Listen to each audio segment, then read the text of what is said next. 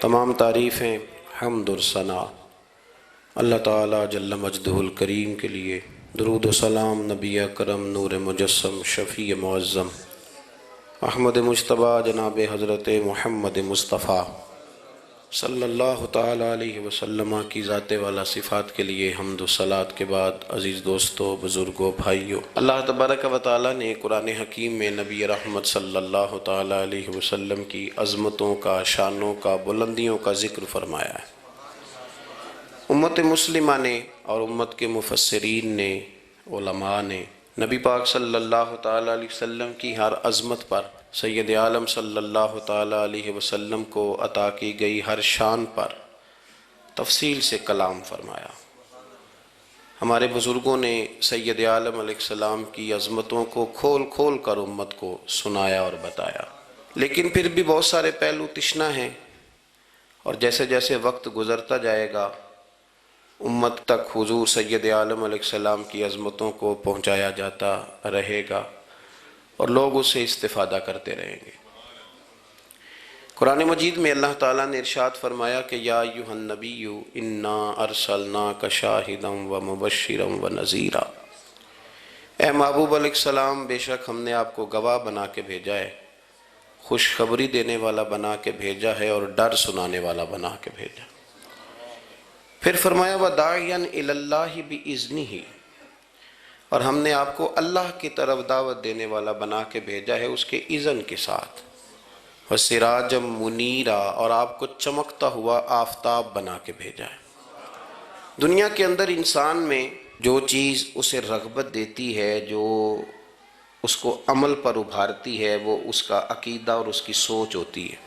انسان کے جو افکار ہوتے ہیں نا، جو اس کی سوچیں ہوتی ہیں، وہ اس کے عمل کو مرتب کرتی ہیں۔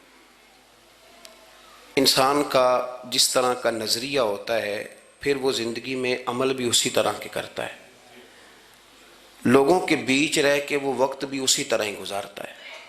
قریش مکہ اور حضور سید عالم صلی اللہ تعالیٰ علیہ وسلم سے جو پہلے کے لوگ تھے، ان کے افکار بہت ساری خرابیوں کا شکار ہو گئے تھے، فکری کمزوریاں پیدا ہو گئی تھیں، مختلف قسم کی اوہام پرستی کا وہ شکار تھے، توہمات میں الجھ گئے تھے۔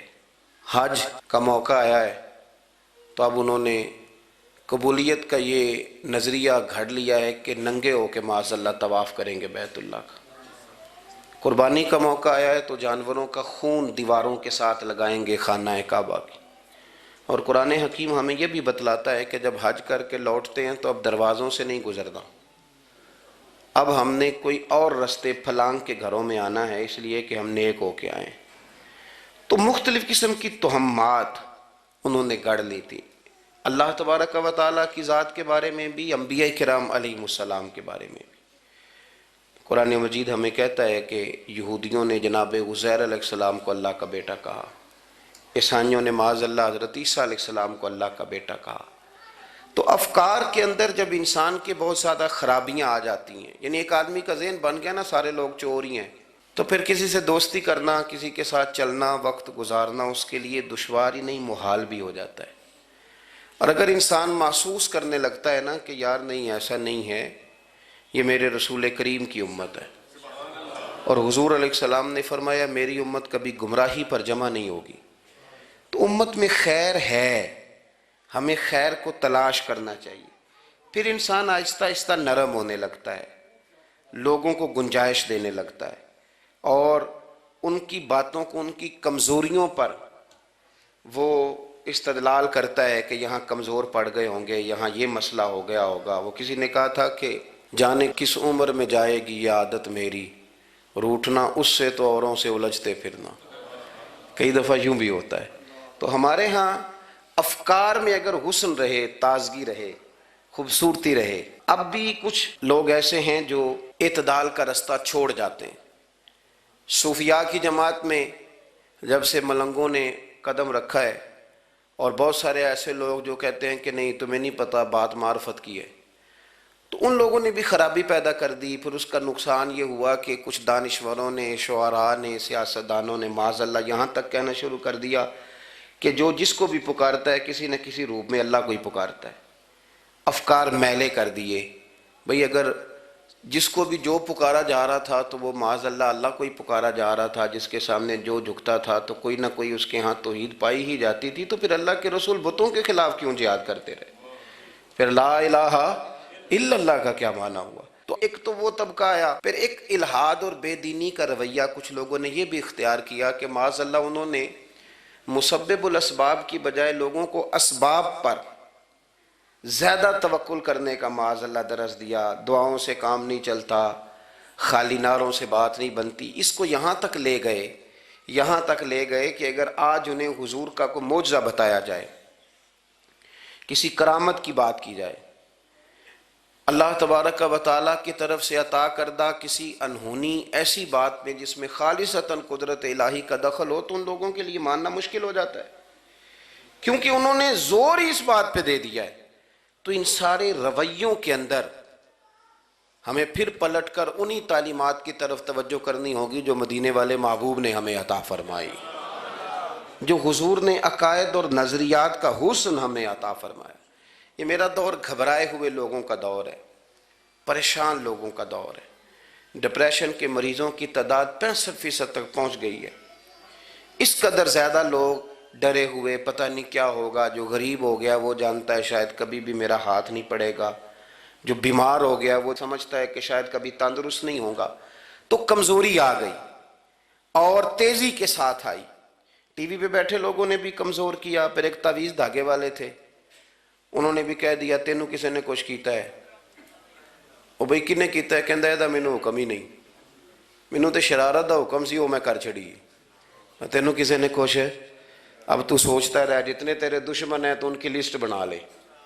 تو شرارتیں ہوئیں، لوگ کمزور ہوئے، افکار کے اندر کمزوری آئی۔ رسول کریم صلی اللہ علیہ وسلم لوگوں کو طاقتور کرتے، توکل کا درس دیتے، توحید باری تعالیٰ کے ستھرے جذبے حضور اپنے غلاموں کو عطا فرماتے، ان کی فکری حضور تربیت فرماتے، فکری۔ اللہ کے رسول صلی اللہ علیہ وسلم غار ثور میں موجود ہیں، ساتھ سیدنا صدیق اکبر رضی اللہ تعالیٰ عنہ۔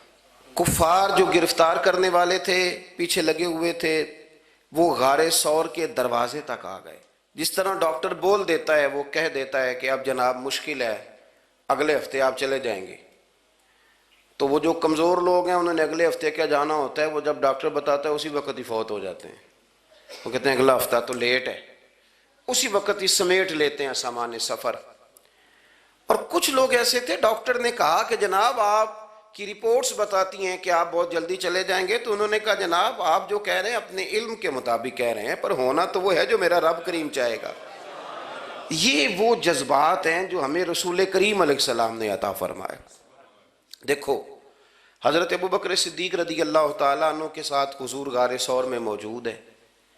کفار جو گرفتار کرنے والے ہیں وہ دروازے تک آ گئے، بالکل دروازے تک۔ جناب صدیق اکبر رضی اللہ تعالیٰ عنہ ان کو دیکھ کر تھوڑا سا گھبرائے، اپنے لیے نہیں، ذات مصطفیٰ کے لیے گھبرائے، کہیں حضور کو کوئی تکلیف نہ پہنچ جائے، تھوڑا گھبرائے۔ یا رسول اللہ وہ تو قریب آ گئے، اور اگر انہوں نے پیروں کی جانب جھک کر دیکھا تو وہ تو ہمیں دیکھ لیں گے۔ بالکل سرانے پہنچ گئے، یہ آ گئے، کھڑے ہو گئے، اور درمیان میں پردہ کیا ہے؟ مکڑی کا جالا، اور مکڑی کا جالا پھونک سے بھی اڑ جاتا ہے، تو مکڑی کا جالا بیچ میں۔ حضور وہ تو پہنچ گئے، ذرا جھک کر کے دیکھیں گے تو وہ تو ہمیں پکڑ لیں گے۔ اب یہ وقت تربیت ہے، اور وہ تربیت جو محبوب نے اپنے اس عظیم صحابی کی فرمائی، اس تربیت کو میرے رب کریم نے قرآن مجید میں بیان فرمایا۔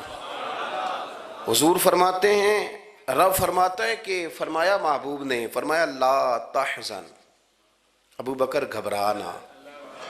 یہ ایک موقع ہوتا ہے جب انسان کو گھیر لیتی ہیں مشکلات چاروں جانب سے، اور جو بھی آتا ہے وہ اسے مایوس ہی کرتا ہے، لیکن حالات کے سہمے ہوئے لوگوں کو بتا دو حالات بدل جاتے ہیں، ایک جیسے نہیں رہتے۔ کہا لا تحزن، ابو بکر گھبرانا، کیوں؟ ہماری فوجیں آ کے انہیں پکڑ لیں گی، یا اندر ہمارے پاس کوئی ایسا اسلحہ موجود ہے کہ ہم ان پر چھوڑ دیں گے تو یہ مر جائیں گے۔ لا تحزن، ابو بکر گھبرائیے مت۔ کیوں نہ گھبرائیے؟ اس لیے کہ ان اللہ معنا، بے شک اللہ ہمارے ساتھ ہے۔ جن کے ساتھ رب ہو انہیں گھبرانا نہیں چاہیے. انہیں گھبرانا، یہ جو مسلح کی قوت ہوتی ہے، یہ دعا کی طاقت ہوتی ہے، دعا صلاح المومن، یہ جو قوت ہوتی ہے انسان کے پاس، یہ جو اس کے پاس ہتھیار ہوتا ہے کہ آج رات منا لوں گا میرا رب کرم فرما دے گا، یہ جو اس کے پاس قوت ہوتی ہے یہ اسے کمزور نہیں پڑنے دیتی، اسے طاقتور رکھتی. تو حضور نے افکار کے اندر یہ حسن پیدا کیا، لوگوں کو بتلایا کہ بجائے اس کے کہ تم کوئی چور رستہ تلاش کرو، کوئی سیاست کرنے کی کوشش کرو، تم کوئی ایسی راہ اختیار کرو جو تمہیں محسوس ہو کہ درست نہیں ہے، اس رستے نہ چلو، بلکہ تم اپنے رب کو منانے والے رستے پہ چلو. اور ترمذی شریف میں حدیث ہے، حضرت انس بن مالک رضی اللہ تعالیٰ عنہ فرمانے لگے کہ کریم محبوب علیہ السلام فرماتے ہیں کہ اپنے دکھڑے دنیا داروں کو نہ بتانا، سیٹھوں، نوابوں، چودھریوں، چاپلوسی کرنے کی ضرورت کوئی نہیں. اپنے دکھڑے دنیا داروں کو نہ بتانا ورنہ اللہ تمہیں کبھی غنی نہیں فرمائے گا. فرمایا اپنے دکھ اپنے رب کریم کی بارگاہ میں عرض کرنا، جلدی یا دیر سے اللہ تمہیں لوگوں سے بے نیاز کر دے گا. تربیت فرمائی. ہم لوگوں نے تیزی سے اپنے آپ کو کمزور کیا ہے، توجہ کا مرکز دنیا دار. وہ اکبر الہآبادی نے کہا تھا کہ مصیبت میں بھی اب یاد خدا ہم کو نہیں آتی، دعا منہ سے نہ نکلی جیبوں سے عرضیاں نکلی.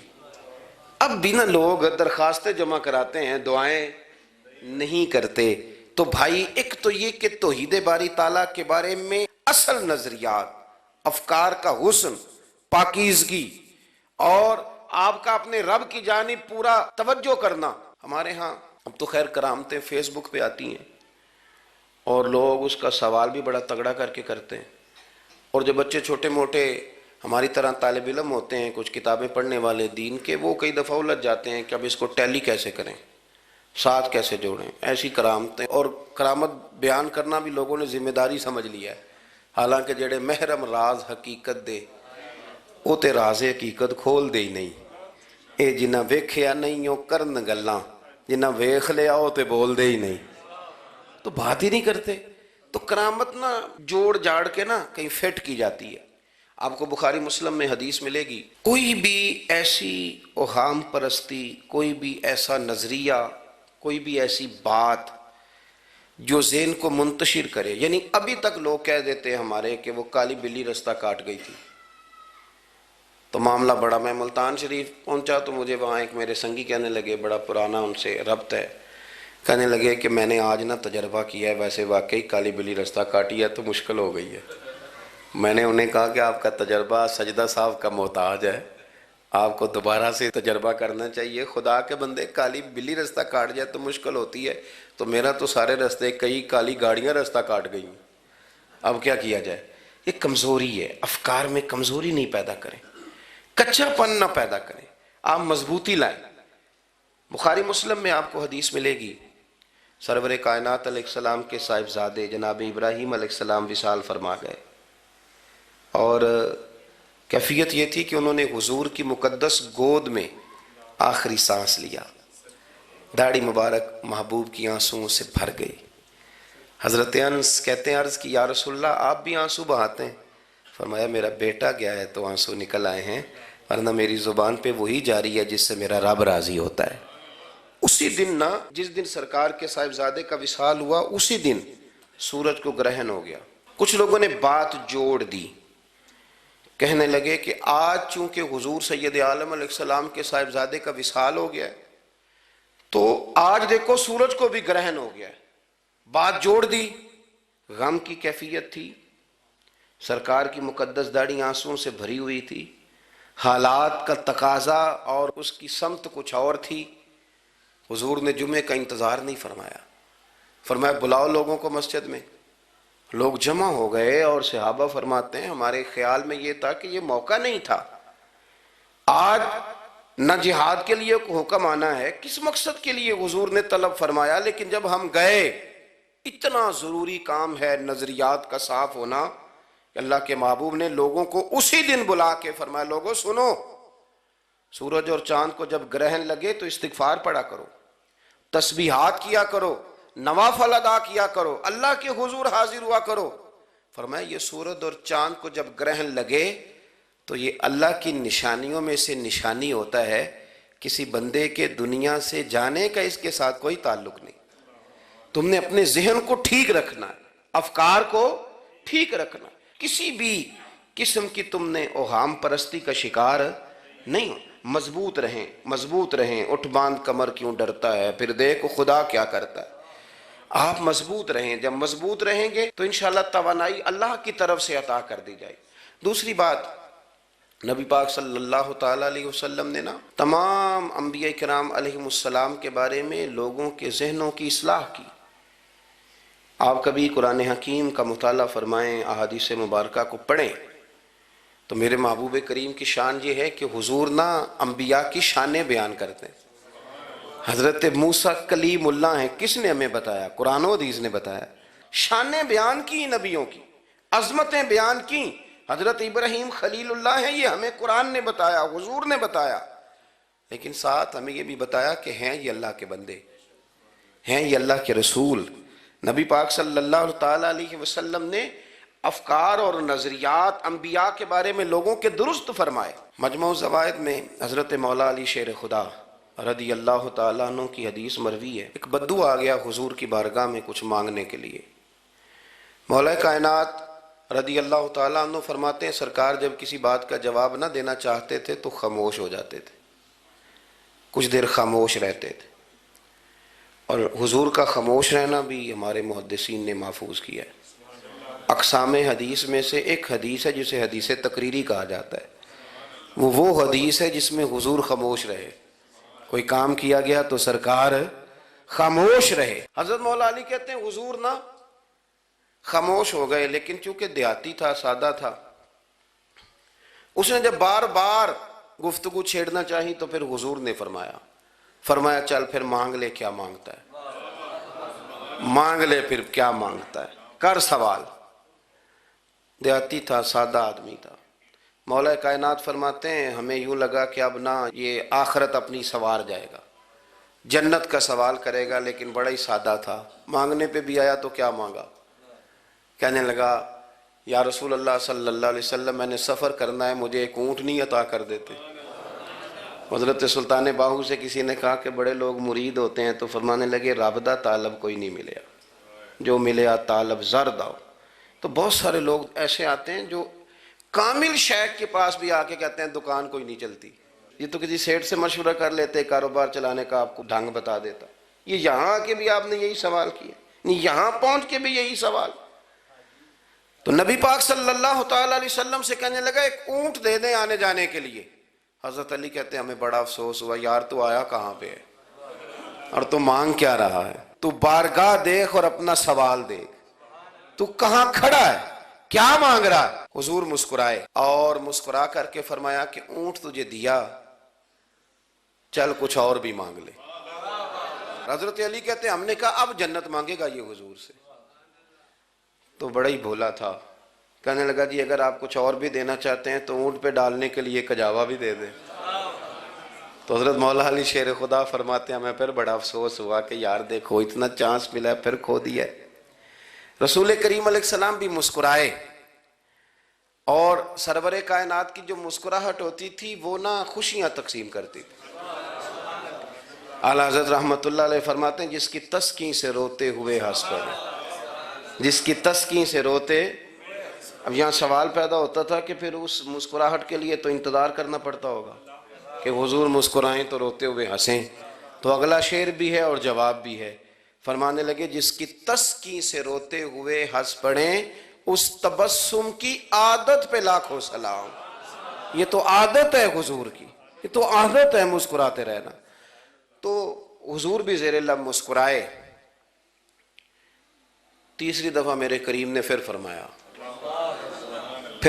فرمایا چل مانگ لے کچھ، تجھے ایک چانس اور دیتے ہیں۔ پر مولا کائنات فرماتے ہیں بڑا ہی بھولا تھا، تیسرا چانس ملا، گویا گولڈن چانس ملا، لیکن پھر بھی وہیں کا وہیں رہ گیا۔ کہنے لگا ٹھیک ہے اگر آپ کچھ اور بھی دینا چاہتے ہیں تو میرا سفر لمبا ہے، آنے جانے کا خرچہ بھی دے دے۔ اللہ اکبر۔ اب حضور عقائد کی بابت بتانے لگے کہ رسالت کے بارے میں، محبوب کے بارے میں عقیدہ کیسا ہونا چاہیے؟ تو حضور علیہ السلام فرمانے لگے تجھ سے تو وہ بنی اسرائیل کی بڑھیا ہی اچھی تھی۔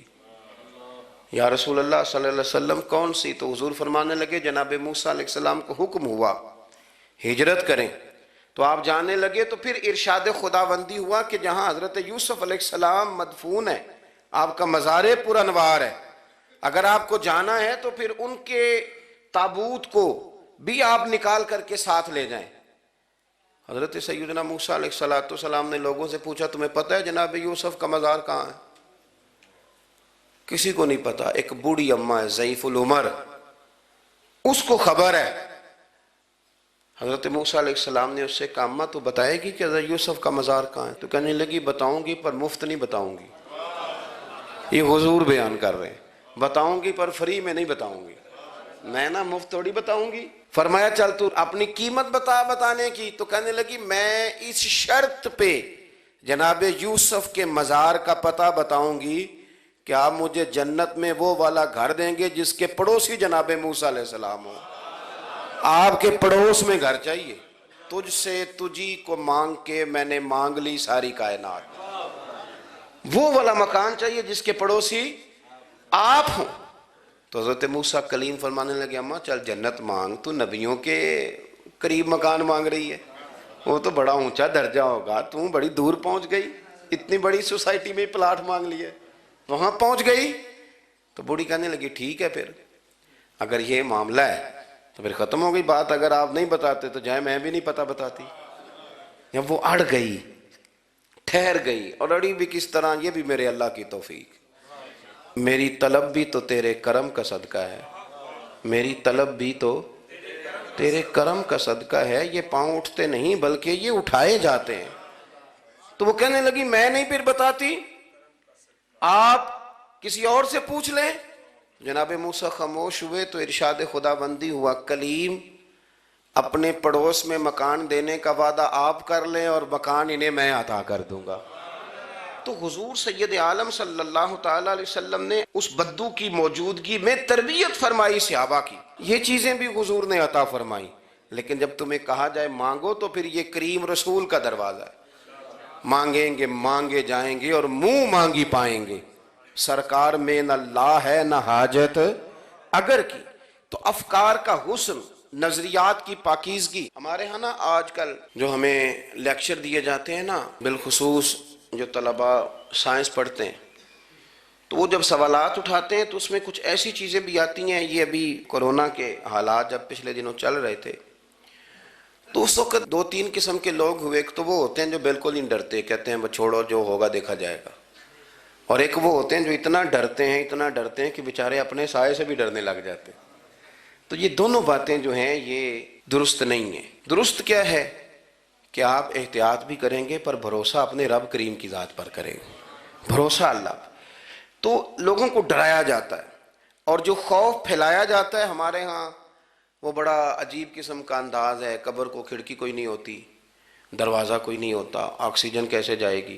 یا آپ کبھی ٹویٹر پر مختلف بڑے لوگوں کے پیغامات دیکھیں تو موت کے بارے میں جب وہ چیزیں شیئر کرتے ہیں تو عجیب سا رنگ اس کا محسوس ہوتا ہے کہ اللہ جانے یہ بیچارہ کہاں کھڑا ہو گیا ہے، اور خوف، اور لوگ اس کا ذہن بنا کے ڈرتے ہیں۔ ڈرنا چاہیے، ضرور ڈرنا چاہیے، لیکن ایک بات یاد رکھیں، حضرت مولا علی فرمایا کرتے تھے کہ ڈرنا تو اپنے اعمال سے چاہیے اور ان کو درست کرنا چاہیے۔ ڈرنا تو اس چیز سے چاہیے کہ کیا ہم نے وہ رستہ اختیار کیا ہے جو قبر کو بالکل تنگ کر دے گا، جو جہنم کے گڑھوں میں سے گڑھا بنا دے گا؟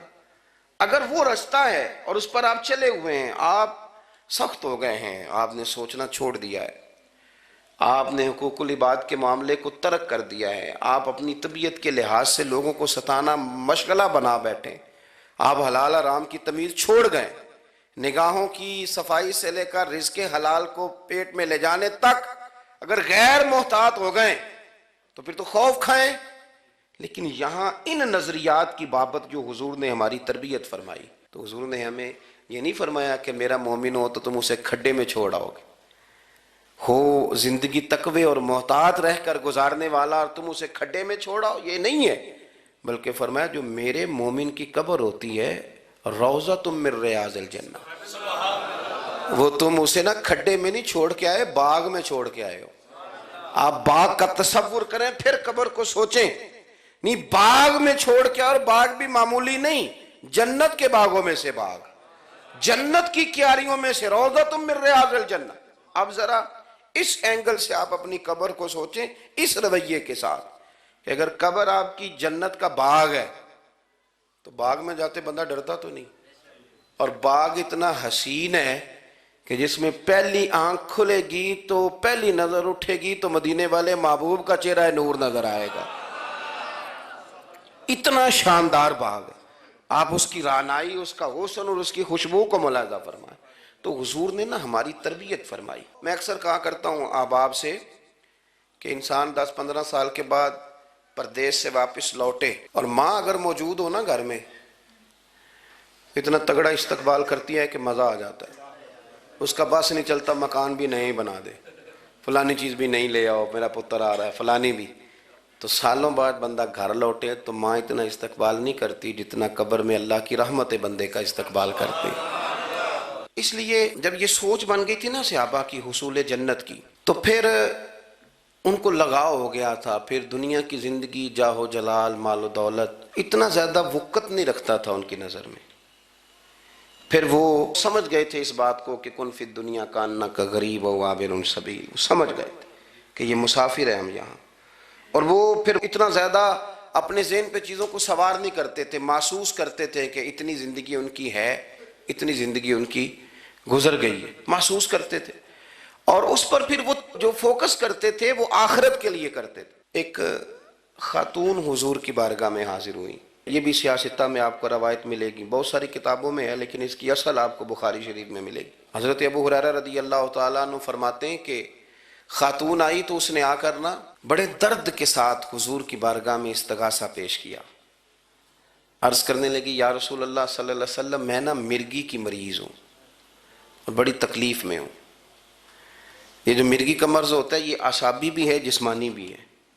ذہن کو کنٹرول کرتا ہے اور انسان جسمانی طور پر بھی بالکل اس وقت جب دورہ ہوتا ہے مفلوج ہو جاتا ہے، ذہنی طور پر بھی خوشی غمی آنا جانا دشوار ہو جاتا ہے انسان کے لیے. تو وہ خاتون عرض کرتی ہے یا رسول اللہ صلی اللہ علیہ وسلم مجھے مرگی ہے، کریم آپ دعا فرمائیں رب مجھے شفا عطا کر دے. حضور دعا فرما دیا کرتے، اللہ تعالیٰ نے میرے محبوب کے وجود کو شفا بنایا تھا. لعاب دہن مولا علی کی آنکھوں پہ لگائیں تو رب کریم فوراً شفا عطا فرمائے. لیکن حضور نا تربیت جب کرتے نا، تربیت لوگوں کے بیچ، تو پھر نظریات کو، عقائد کو، افکار کو حضور غسل دیتے، وضو کراتے. یہاں بھی سرکار نے صحابہ کے بیچ اس خاتون سے گفتگو فرمائی اور حضور فرمانے لگے اگر تو کہے تو میں دعا کرتا ہوں رب تجھے شفا دے دے گا. حضور فرمانے لگے اگر تو کہے میں دعا کرتا ہوں اللہ شفا دے گا. اور فرمایا اگر تو کرے صبر تو میرا وعدہ ہے رب بغیر حساب کتاب جنت عطا کرے گا.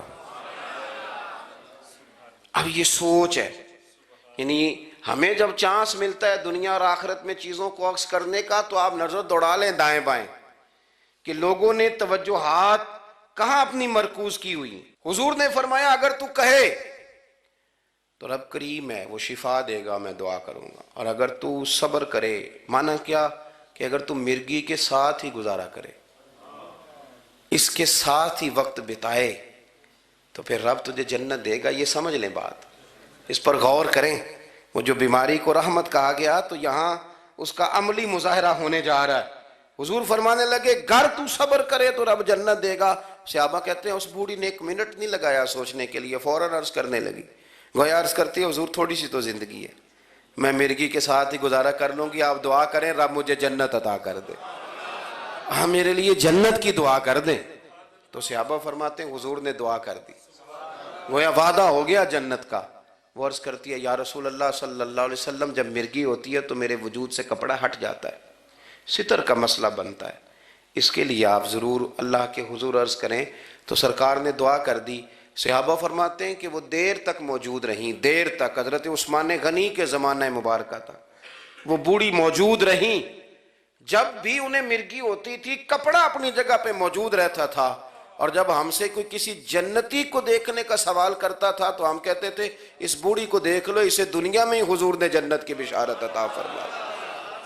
تو جو سمجھنے کی بات ہے وہ یہ ہے توحید، رسالت، قبر، حشر، اس کے بارے میں اپنے نظریات کو صاف ستھرا رکھیں۔ وقت تیزی سے بیت رہا ہے، وقت جو اپنی اس کی سپیڈ ہے اس کے ساتھ وہ گزر رہا، قریب ہوتے جا رہے ہیں لوگ قبر کے، آخرت کے۔ کرنے کا کام یہ ہے کہ ہمارے نظریات وہ ہوں جو ہمیں رسول کریم نے عطا فرمائے۔ حضرت فاروق اعظم رضی اللہ تعالیٰ عنہ جیسے دلیر آدمی حضور کے مقدس وجود پر موٹے بان کی چارپائی کے نشان دے کے جب روئے ہیں تو حضور نے وہاں بھی تربیت فرمائی ہے۔ فرمایا عمر کیا تم پسند نہیں کرتے کہ اللہ آخرت کی ساری شانیں ہمیں ہی عطا کرے، اور دنیا میں ہم تھوڑی سی مشکل دیکھ لیں تو ان چیزوں کو ہم نے سمجھنا ہے۔ یہ چیزیں ہمیں جینے میں آسانی پیدا کریں گی، ہمارے لیے مددگار ثابت ہوں گی، ہمارے افکار کو یہ تازہ رکھیں گے۔ پھر بہت زیادہ الجھاؤ، بہت زیادہ پریشان ہونا، بہت زیادہ ڈپریشن کا شکار ہونا، بہت زیادہ ہمارا دنیاوی معاملات کے اندر تفکر کرنا، یہ ہمیں کمزور نہیں کرے گا بلکہ ہم توانا رہیں گے۔ اللہ کے حضور دعا ہے مالک کریم کہی ہوئی باتوں کو قبولیت کا درجہ عطا فرمائے۔ دوران گفتگو جام بھول گئے، اللہ ہمارے ساتھ درگزر والا معاملہ فرمائے۔ آخر دعوانا